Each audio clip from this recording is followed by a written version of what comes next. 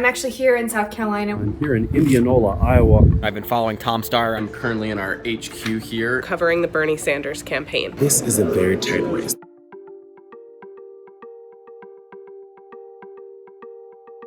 Expectations are now rather high for Sanders in Iowa because he is first in the polling average, although he was discounted by many in the media. She has very slowly but steadily clawed her way into either the first or the second tier in Iowa polling. He was the biggest long shot and the only candidate to really disrupt this primary, to go from near zero support to now being one of the top 4 candidates. Since he began his race, Joe Biden's polling numbers have dropped. He's still in contention to win here. Doesn't mean he's the clear front runner. For a candidate like you can only go up. His most important goal has been and will continue to be name ID. He's been about a middle of the pack in most public polling, 2, 3, 4% at best. After sort of collapsing in the late summer, he slowly built up his organization, readjusted his expectations, got his fundraising in order, and got some pretty big endorsements. Bernie was touring with Alexandria Ocasio-Cortez and Michael Moore, so they're relying on these superstars, both in politics and in entertainment,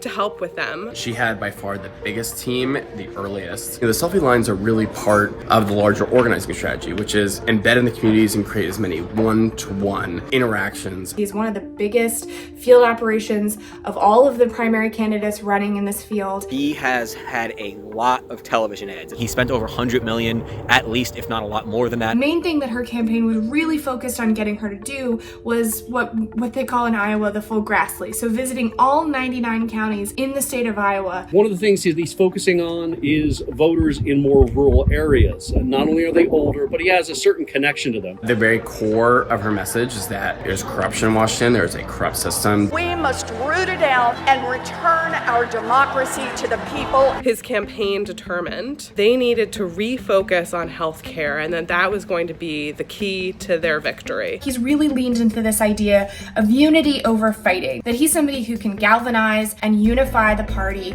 as they head into this general election. Yang's big pitch has and always has been and will probably continue to be about how automation has taken jobs in this country. We're in the second or third inning of the fourth industrial revolution. She's the tell it like it is Midwestern candidate, and she often talks about her successes, not just winning in a swing state, but also winning in Trump County. She talks a lot about climate change. She has about a decade worth history of being a climate activist now. I'm the only person on this stage who says climate's my #1 priority. Joe Biden's biggest obstacle has been Joe Biden. Democratic voters in the campaign trail have taken note. They've noticed he's lost a step compared to how he used to be. When she became a frontrunner, she then started taking attacks from every which way, especially when it came to Medicare for all. Well, one of the greatest obstacles has been Elizabeth Warren. By taking his supporters, particularly younger supporters and liberal supporters. His lack of support among African American voters. It's come up at his town halls where white voters ask him why he struggles with this community. The biggest mistake we could make is to take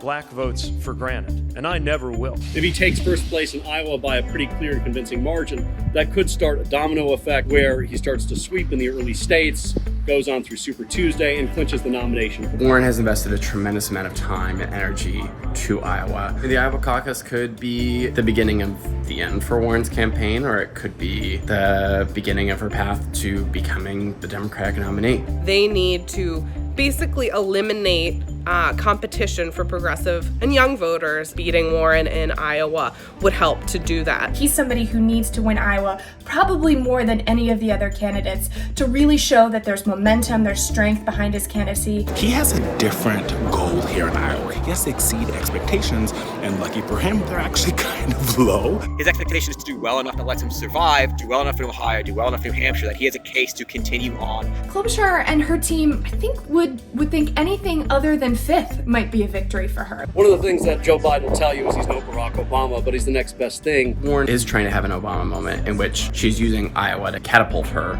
to contention. Buttigieg is definitely trying to lean into the Obama imagery, this idea of inspiration, of a new generation of leadership. And this is the final push before what Democrats have called their most important presidential primary starts ever.